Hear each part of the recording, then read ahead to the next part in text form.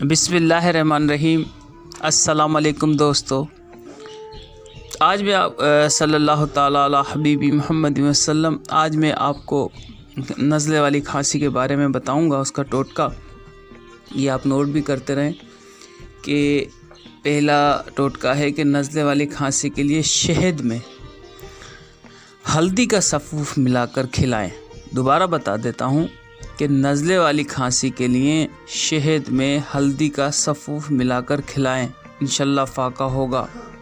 दूसरा टोटका नज़ले वाली खांसी के लिए ये है कि पोस्त खसखसास 3 माशे और थोड़ा नमक पानी में जोश देकर छान कर पिलाना बहुत मुफीद है।